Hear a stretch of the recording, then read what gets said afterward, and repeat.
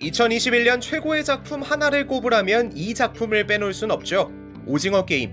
한국 배우 최초 골든글로브 나무조연상을 안겨준 작품이거니와 넷플릭스에서 시작해 유튜브 점령은 물론 게임, 애니메이션 등 수많은 패러디를 양산했고 흥행의 조짐이 보이면 제2회, 제3회 오징어 게임이라는 수식어를 붙여왔습니다.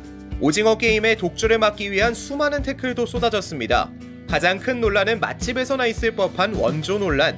오징어 게임의 원조는 우리다! 라고 주장하는 일본의 진짜 속내는 무엇일까? 오늘의 3분만 책 선을 넘는 한국인, 선을 긋는 일본인입니다.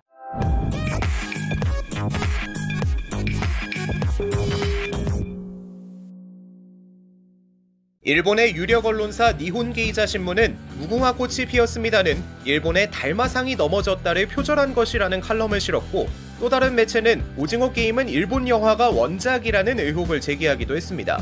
이런 주장의 바탕에는 혐한 정서가 깔려 있습니다. 한국에 대한 강한 편견과 혐오 정서를 뜻하는 혐한, 이와 상응하는 한국의 반일 정서.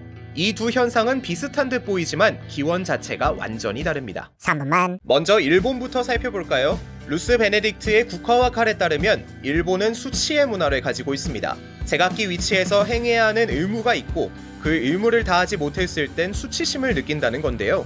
실제로 일본 애니메이션이나 사무라이풍 영화에서 자주 볼 수 있는 전개로 임무를 완수하지 못했을 때 스스로 목숨을 끊는 장면은 쉽게 떠오르실 겁니다. 하지만 현대사회에서 이런 방법으로 수치심을 해결할 수는 없어요. 철학자 마사 누스바움에 따르면 수치심을 타개하기 위해 혐오를 표출한다고 합니다. 그렇다면 혐오의 대상은? 법철학자 윌리엄 밀러는 혐오는 내부와 외부의 구분으로 연대감을 높이는 감정이라고 하는데요. 저자는 외부와의 구분이 뚜렷한 섬나라 일본에서 외부인 한국을 비롯한 외국인 혐오가 자주 발생하는 이유라고 말합니다.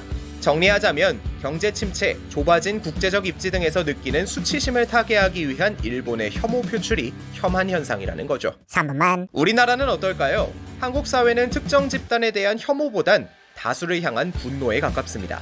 분노는 억울함에서 비롯되어 징용 피해자, 위안부 할머님 등 직접 경험한 이들의 증언에도 이를 인정하지 않는 일본에 대한 분노가 반일 정서라고 볼 수 있습니다. 3분만. 서로를 미워하는 비슷한 감정이면서도 자세히 들여다보면 매우 다른 두 나라의 모습. 밉지만 우리는 당면할 문제를 먼저 풀고 있는 일본에 대해 잘 알아갈 필요가 있습니다. 예컨대 고령화 사회나 버블 경제 같은 문제들처럼요. 미워도 다시 한번 3분만이었습니다.